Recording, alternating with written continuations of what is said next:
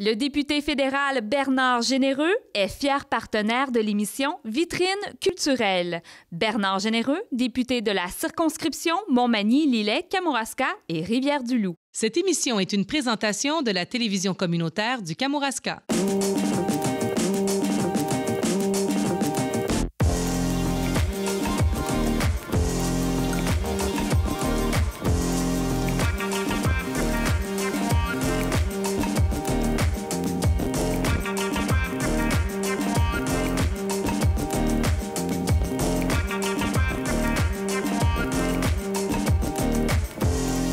Alors, bienvenue à notre émission Vitrine culturelle. Aujourd'hui, nous recevrons Mme Audrey Mainguy, photographe et propriétaire de la Maison verte de Saint-André, et M. Daniel Parisien du Jardin floral de la Pocatière. Alors, Mme Mainguy, bonjour, soyez la bienvenue. Bonjour, merci. Audrey Mainguy, c'est qui? C'est quoi? Elle fait quoi? Est-ce que tu peux nous parler un petit peu de toi? Oui, bien, Audrey Mainguy, c'est une photographe, surtout une photographe de paysage. Donc, c'est ça qui m'a amené éventuellement à ouvrir ma boutique, ma galerie boutique de la Maison verte à Saint-André. Je fais de la photo depuis à peu près, peut-être plus sérieusement depuis 10 ans. Puis je l'ai vraiment appris de façon autodidacte parce qu'en fait, moi, ma formation, c'est une formation d'écologie appliquée. Donc, c'est à travers ma passion pour la nature, pour le plein air, que j'ai vraiment développé mon goût, finalement, de faire de la photo. Des fois, pour juste me ramener un souvenir chez moi, puis aussi pour partager, rendre hommage à la nature, finalement, qui nous entoure. Donc, c'est comme ça que j'ai développé, de façon autodidacte, la photographie. Pourquoi avoir choisi d'ouvrir une boutique à Saint-André? Saint-André, bien, en fait, à travers, justement, mes 10 ans de photos où j'en faisais vraiment, justement, plus sérieusement, l'idée de la galerie est venue vraiment naturellement parce que c'était un peu la continuité de ma démarche artistique, finalement. Parce que, aimant partager, justement, les choses, la galerie était l'endroit parfait pour rencontrer, pour échanger avec les gens. Et je voulais aussi, comment je pourrais dire ça, avoir la chance de faire connaître mon travail puis de me donner plus d'opportunités de travailler comme photographe. Donc, la galerie était vraiment une continuité logique à ça. Et Saint-André, bien, c'était un coup de cœur qu'on avait, nous, quand on est revenus dans le Bas-Saint-Laurent, moi et mon conjoint, en fait. Et donc, ça a comme été un peu l'endroit parfait pour ça. Donc, on est déménagé à Saint-André pour construire la boutique. OK. Donc, tu es de l'extérieur? Oui, bien, natif de Québec, OK. Mais on est resté dans le Bas-Saint-Laurent quand même depuis 2010. Là. OK. Donc, depuis 2010 que tu as ouvert la boutique ou c'est tout récent, la boutique? La boutique, en fait, là, c'est ma 2e saison. Okay. Donc, on s'est lancé pour vrai dans l'aventure en 2016. Et là, dans le fond, en juin, là, la 2e saison va commencer pour la boutique. OK. Alors, est-ce que actuellement, en boutique, tu es seul? Est-ce que tu as passé l'été avec différents autres artistes? Comment on visite ta galerie?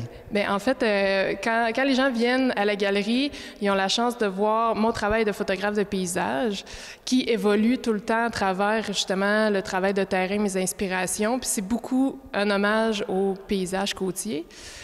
Et donc, c'est sur différents médiums qu'ils peuvent découvrir mes photos. Mais j'ai aussi la chance d'accueillir des artistes invités. Donc, l'année passée, j'en avais 4. Cette année, j'en ai encore 4, dont un photographe et 3 artistes peintres. Et donc, si je peux dire, dans le fond, la galerie me permettait, je voulais que ce soit une promotion aussi. Bien, en fait, pouvoir promouvoir les autres artistes de la région, autant justement du Bas-Saint-Laurent que du Québec. Donc, ça m'a permis aussi de pouvoir vous présenter des artistes. Est-ce que les artistes que tu accueilles sont en photo ou sont dans d'autres médiums? Bien, c'est des artistes en art visuel, mais comme justement cet été, j'en ai un photographe et souvent, c'est des artistes peintres qui viennent, mais je suis vraiment ouverte à plein de type d'art. Là, je m'arrête pas à ça. Là, je veux vraiment autant découvrir moi-même que faire découvrir aux autres. OK. Donc, tu as eu durant l'été des résidents, dans ta boutique, et à l'automne, tu en auras d'autres aussi, probablement? Oui. À l'automne, en fait, vous allez avoir la chance de découvrir au mois d'août. Son nom, c'est Marie-Chloé Duval. C'est une artiste qui est native de Saint-Pascal. Je sais qu'il y a des gens qui la connaissent. Nous l'avons accueillie sur notre émission, d'ailleurs. Oui. Ah, super, ça. Mais je sais, elle a déjà son travail est déjà connu beaucoup dans la région. Elle a déjà des fans qui la suivent. Et comme vous le savez un peu, c'est vraiment une artiste qui évolue dans un monde en noir et blanc, dans le très contrastant. Elle fait beaucoup d'abstraits figuratifs, tout ça. Fait que c'est vraiment un monde à découvrir, puis une artiste à surveiller aussi.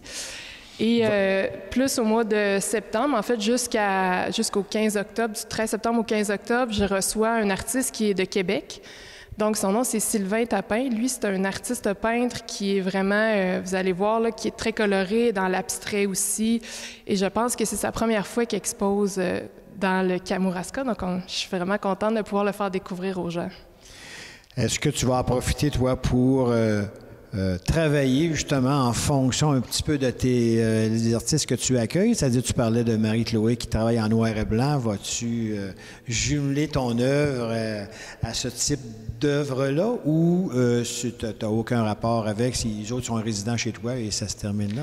Oui, c'est ça. Ils sont vraiment en résidence chez moi. Puis c'est vraiment comme pour amener un plus, pour enrichir. Mais notre travail est très différent. Puis c'est ce que j'aime aussi, c'est de pouvoir présenter deux sortes de travail vraiment différents. OK. Je voyais sur ton site que tu as l'habitude de travailler à l'extérieur, enfin dans la grande majorité, ce que je voyais dans tes photos que tu avais sur ton site. Est-ce que tu travailles aussi en atelier ou tu es exclusivement extérieur? Bien, pour côté ma photographie artistique, c'est vraiment à l'extérieur. C'est la photographie de paysage que je pratique le plus. C'est ce qu'on voit à la galerie. Sinon, je fais aussi des séances photos avec les familles, les enfants, tout ça. Puis ils sont magnifiques. Tout le temps. Ah, mais merci. C'est tout le temps aussi à l'extérieur parce que c'est ce que j'aime le plus, aller mettre les gens en valeur dans un décor, dans ce qu'on a ici qui est magnifique avec la lumière naturelle. Puis les gens aussi, c'est un beau moment là, qu'ils peuvent vivre, finalement.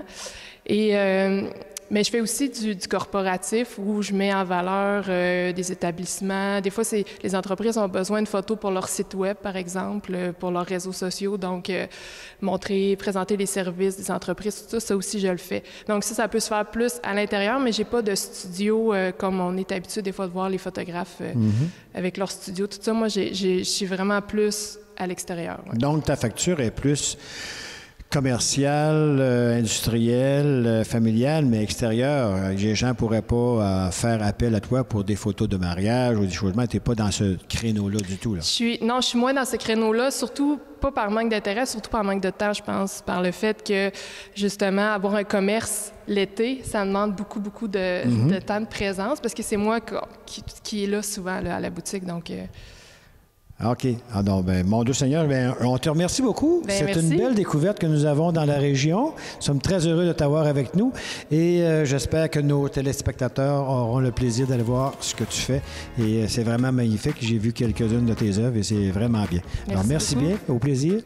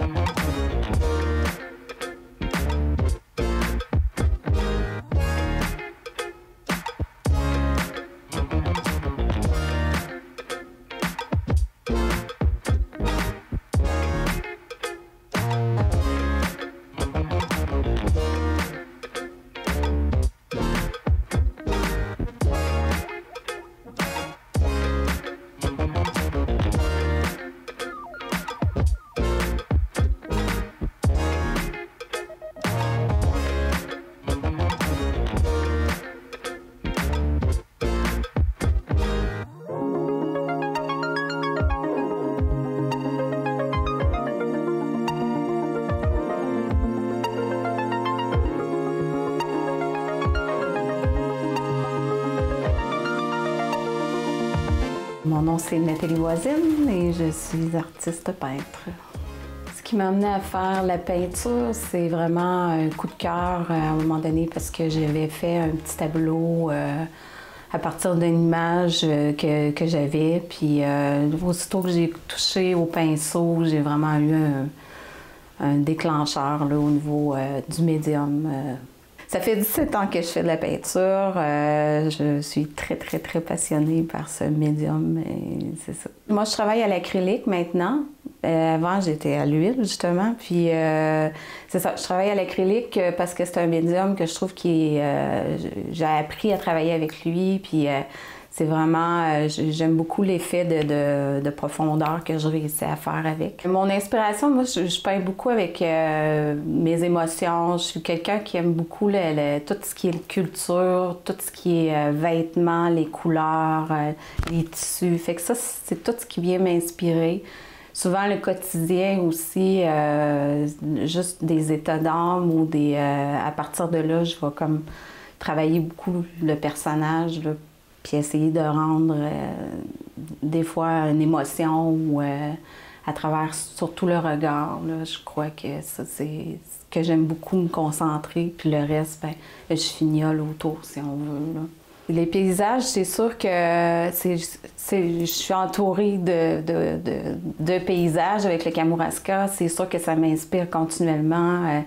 Je serais toujours en train d'arrêter pour prendre des photos parce que l'inspiration est là. Puis, fait que c'est sûr que personnage, paysage, c'est tout en dedans de moi. Puis j'y vais selon le moment ce que j'ai envie de peindre. Puis c'est comme ça que souvent le paysage peut apparaître aussi parce que c'est comme s'il m'amenait dans... Il m'amenait à... Je suis capable de me replacer comme si j'étais sur le bord du fleuve, si on veut.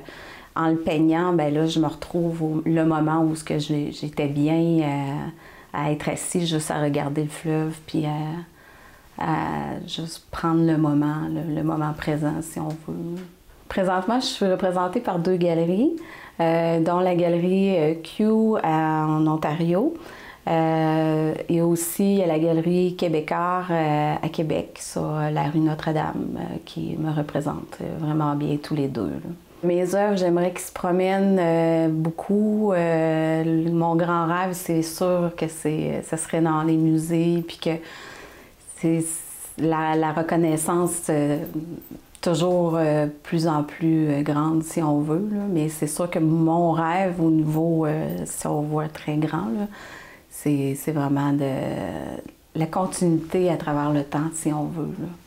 Ça, c'est quand je pense aux grands peintres qui nous ont suivis durant des années, ben c'est à eux que je voudrais comme ressembler plus tard, si on veut. Là. Bonjour, M. Parisien. Bonjour. Bienvenue à cette émission. J'aimerais tout d'abord, pour les téléspectateurs, que vous nous situiez un petit peu où est le Jardin Floral et nous parler un petit peu de son historique. OK. Le Jardin Floral est situé au 230, route 230 Ouest. Ça se trouve être derrière l'ITA. En fait, le Jardin Floral est situé sur le territoire de l'ITA. Ça se trouve être juste en face de la ferme-école La Poquita. Donc, ça donne un peu une idée où c'est situé. Je vous dirais que le Jardin Floral a été créé officiellement en 94-95. C'est M. Marcelin Garneau qui a eu cette idée. Par contre, c'est à partir de 1995, c'est M. Denis Gendron qui a été le coordonnateur responsable. C'est encore lui, aujourd'hui, qui est là. Donc, ça fait 21 ans qu'il est présent, 22 ans en fait, comme responsable du jardin. C'est un grand bénévole puis un cofondateur.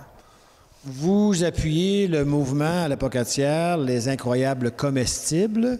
Chez vous, ça se traduit par quoi dans votre jardin? OK. Le mouvement, c'est un mouvement citoyen, les incroyables comestibles à Pocatière, qui vise à implanter des végétaux comestibles, des fines herbes, des fruits, des légumes à l'intérieur de tous les aménagements de la ville. Donc, que ce soit dans des bacs à fleurs ou que ce soit dans les parcs, dans les aménagements, ils amènent ça. Nous, on leur a fait une place l'année passée pour les appuyer. À l'intérieur du jardin floral, on a fait un jardin de comestibles. Puis, ça a eu un bon succès. Les gens trouvaient ça très intéressant de voir. Cette année, on a poussé l'idée un petit peu plus loin. On est allé des végétaux un petit peu plus particuliers, tant qu'à être au jardin floral. Donc, au lieu de mettre des plants de tomates, ben, on a choisi de mettre des plants d'arachides. Parce que c'est curieux, tu sais, des arachides dans un jardin. Bien sûr. Puis, fait que c'est ça, fait qu'on est allé mettre des choses un petit peu plus curieuses, moins standards, pour amener du nouveau, mettons. Là. Donc, les gens ont pu déguster différentes choses pendant l'été, Oui. tout dépendant du temps de réalisation, en fait, que les légumes sont arrivés. Oui, c'est ça, exactement. Okay. Depuis quelques années que vous êtes, je pense, à la barre du jardin floral, vous Oui. avez fait quelques changements, quelques aménagements. Est-ce que vous pouvez nous expliquer un petit peu qu'est-ce que vous avez fait comme changement? OK. La première année, en 2015, il fallait régler la problématique d'un stationnement. Donc, on a créé un stationnement du côté ouest. La route 230 qui avait été refaite là, à la Pocatière en 2014. Donc, en 2015, il fallait faire quelque chose. En 2016, bien là, on est allé chercher des fonds pour réaliser des projets de plus grande envergure. Le projet qui a été réalisé l'année passée, c'était d'ouvrir le jardin, d'ouvrir la vue du jardin à partir de la route. Donc, on a enlevé une autre partie de la haie du côté est pour en faire une grande plate-bande. Une grande plate-bande très colorée. Comme au printemps passé, il y a 500 tulipes là, qui étaient en floraison. Donc, c'était très, très vivant comme couleur. C'est comme le but d'attirer l'œil vers le jardin floral. Ensuite, il y a eu des travaux d'infrastructure qui devaient se faire. Donc, on a rénové notre pavillon d'accueil, les toilettes. Puis, on a refait les tables, on a renippé le pavillon. Donc, on voulait que ça soit, comment je pourrais dire, encore plus accueillant. Mm-hmm. Cette année, on a travaillé sur d'autres projets. Le projet qui est original, qui est quand même unique, puis qu'on devrait être fier, c'est qu'on a créé une vitrine de champignons. Mm. Donc, nous, on a aménagé ce qu'on appelait, nous, avant, on l'appelait le jardin d'ombre. Donc, là, cette année, on l'appelle le jardin des champignons. Donc, c'est en partenariat avec Bioptère. Donc, il y a un panneau d'interprétation qui explique un peu la culture de champignons sous 3 formes. Donc, on veut amener d'autres aspects que l'horticulture ornementale à l'intérieur des aménagements.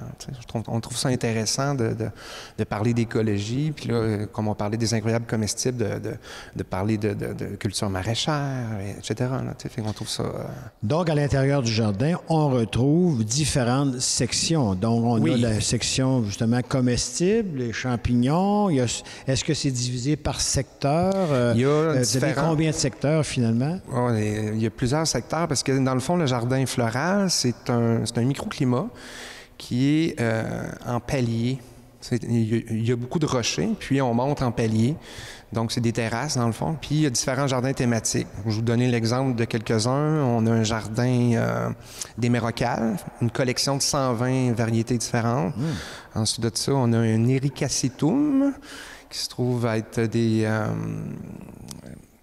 des plantes acidophiles qui aiment les sols acides, comme par exemple les rhododendrons, les azalées. À chaque moment dans l'année, il y a toujours quelque chose qui fleurit sous un thème.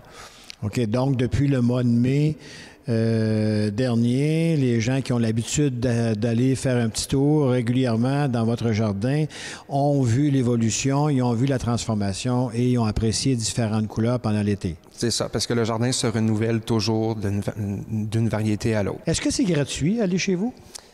L'accès est gratuit, mais on suggère une contribution volontaire. OK. On fait des visites guidées aussi. Les visites guidées, c'est par groupe au minimum de 6 personnes. Avec un coût minimal? Ou Oui, c'est 7 $ par personne, okay. La durée d'environ 1 heure. OK. Puis, ça arrive souvent qu'on a des groupes qui viennent par autobus. Donc là, on travaille avec plusieurs guides à la fois. Au lieu d'en avoir juste un pour une 50aine de personnes, on travaille, mettons, avec 4 guides. À ce moment-là, on divise le groupe. Puis, on a le temps de faire notre belle visite guidée là, d'une bonne heure. Vous avez parlé, on pourrait élaborer encore longtemps, on pourrait parler de vos fleurs et vous semblez très passionné par vos fleurs, mais pour réaliser chacune de vos étapes d'aménagement, de changement dans votre... Et faire le quotidien aussi, vous avez besoin de partenaires. Oui. Et je pense que vous avez une belle liste de commanditaires ou de partenaires qui sont avec vous. Mm-hmm. Mais si on revient à l'historique au départ, il y a 3 partenaires principaux qui sont embarqués, qui se trouvent être l'ITA, Ville-la-Pocatière et la Société d'horticulture et d'écologie de Kamouraska-Lillet. La Société d'horticulture, elle est en charge du jardin floral. Le jardin floral est un bébé de la Société d'horticulture. Ensuite de ça, il y a Premier Tech qui nous appuie en nous fournissant des substrats depuis 22 ans. Ils sont encore là aujourd'hui avec nous. Il y a la Caisse populaire de l'Anse de la Pocatière qui, pas de façon récurrente, mais on peut en parler à l'intérieur du 20 ans parce qu'ils ont injecté beaucoup d'argent pour réaliser des projets. Là, depuis 2 ans, on a un gros partenaire qui se trouve être la MRC de Kamouraska via le Fonds de développement des territoires. Donc, ça nous donne vraiment un gros coup de main pour aller plus loin, pour développer, pour moderniser le jardin floral. Ils sont là depuis 2 ans. Puis cette année aussi, ils sont là pour nous. Ensuite de ça, il y a d'autres partenaires un petit peu moins importants, mais il y a plusieurs partenaires qui nous soutiennent de différentes façons, soit en nous donnant des substrats ou comme du paillis de cèdre. Il y a une compagnie EcoCèdre qui nous a donné ça, etc. Là, mais les gros partenaires sont Ville-la-Pocatière, qui sont là depuis le début, puis à la MRC, Premier Tech, qui sont toujours avec nous. Bien, merci beaucoup, M. Parisien. C'est déjà terminé. On aurait pu étirer ça pendant des roses et des roses, mais on va se terminer là. Merci beaucoup de votre présence et bonne fin de saison fleurie. Merci. Bonjour. Bonjour.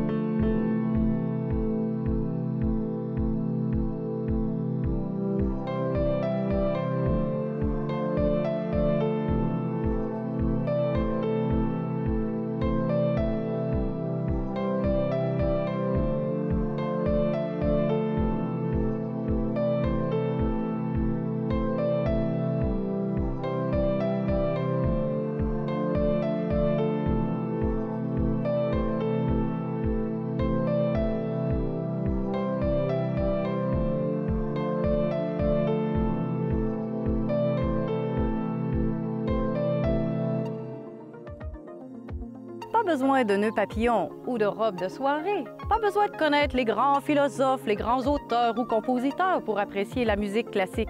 Allez, osez et abreuvez-vous. Le piano, si accessible, a servi à raconter des histoires, ce qui a donné naissance à beaucoup de pièces et plusieurs compositeurs se sont intéressés à cet instrument qui, à la fois, montait sur ces grandes scènes et était dans les salons. Mais la musique qui raconte toutes sortes d'émotions, celle qui surprend, celle qui fait rire, celle qui fait pleurer, celle qui nous donne envie d'aimer. Par la musique, on traduit toutes sortes d'émotions. Par exemple, dans les concerts jadis en Angleterre, Haydn composait de très grandes symphonies. Et c'est pourquoi, pour faire rire et pour surprendre, Haydn s'étant aperçu que dans l'auditoire, certaines personnes osaient, par disgrâce, je dirais, s'endormir durant les concerts, a décidé de composer une symphonie tout à fait spéciale qui était empreinte de nuances, vraiment très caractéristique. En fait, on jouait très doucement la mélodie et tout à coup, un accord forté de l'orchestre, ce qui réveillait nos auditeurs et les faisait sursauter. Alors, la musique peut aussi faire rire. Mozart a aussi composé des œuvres qui faisaient bien rigoler son auditoire en faisant aussi toutes sortes d'acrobaties comme on le connaît. Alors, cet été, laissez-vous rêver, admirez les chants comme dans cette musique de forêt.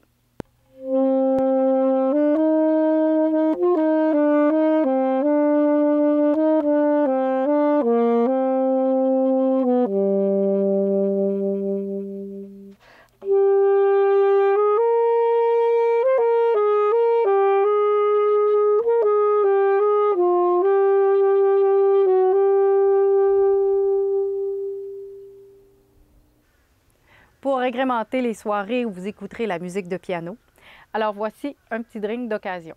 Même quantité de vodka et de sirop simple, mais cette fois, un sirop simple parfumé au thym. Alors, le sirop simple parfumé au thym, c'est très simple. Un sirop simple dans lequel vous faites, pendant que le sucre fond, infuser des branches de thym frais. Il ne nous reste plus qu'à mettre un peu de jus de lime. Et voilà, à votre goût, selon l'acidité que vous souhaitez.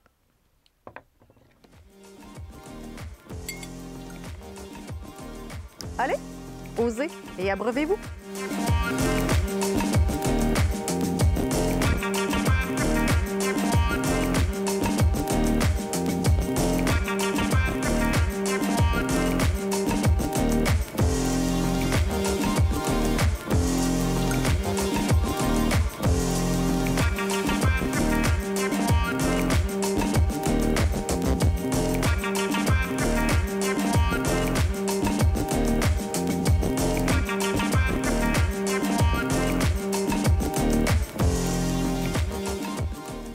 Cette émission était une présentation de la télévision communautaire du Kamouraska.